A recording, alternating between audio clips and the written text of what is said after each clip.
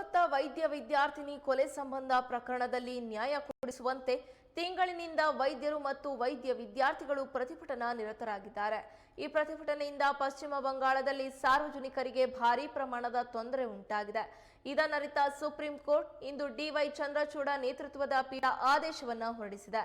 ನಾಳೆ ಸಂಜೆ 5 ಗಂಟೆಯ ಒಳಗೆ ಕಿರಿಯ ವೈದ್ಯರು ಕರ್ತವ್ಯಕ್ಕೆ ಮರಳುವಂತೆ ಸೂಚನೆ ನೀಡಿದೆ.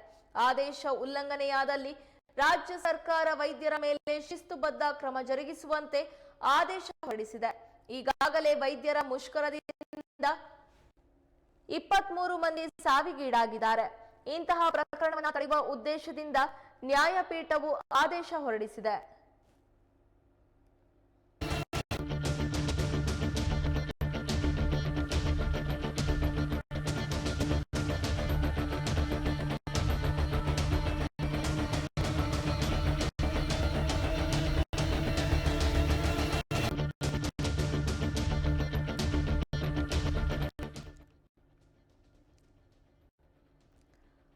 ಹಲವು ದಿನಗಳ ಹಿಂದೆ ನಡೆದಂತ ಕೋಲ್ಕತ್ತಾ ವೈದ್ಯ ವಿದ್ಯಾರ್ಥಿನಿ ಕೊಲೆ ಸಂಬಂಧ ಪ್ರಕರಣದಲ್ಲಿ ನ್ಯಾಯ ಕೊಡಿಸುವಂತೆ ತಿಂಗಳಿನಿಂದ ವೈದ್ಯರು ಮತ್ತು ವೈದ್ಯ ವಿದ್ಯಾರ್ಥಿಗಳು ಪ್ರತಿಭಟನಾ ನಿರತರಾಗಿದ್ದಾರೆ.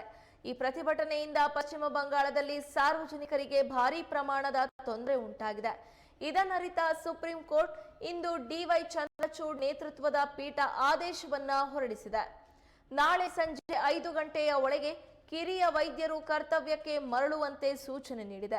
ಆದೇಶ ಉಲ್ಲಂಘನೆಯಾದಲ್ಲಿ ರಾಜ್ಯ ಸರ್ಕಾರ ವೈದ್ಯರ ಮೇಲೆ ಶಿಸ್ತುಬದ್ಧ ಕ್ರಮ ಜರುಗಿಸುವಂತೆ ಆದೇಶ ಹೊರಡಿಸಿದೆ. ಈಗಾಗಲೇ ವೈದ್ಯರ ಮುಷ್ಕರದಿಂದ 23 ಮಂದಿ ಸಾವಿಗೀಡಾಗಿದ್ದಾರೆ.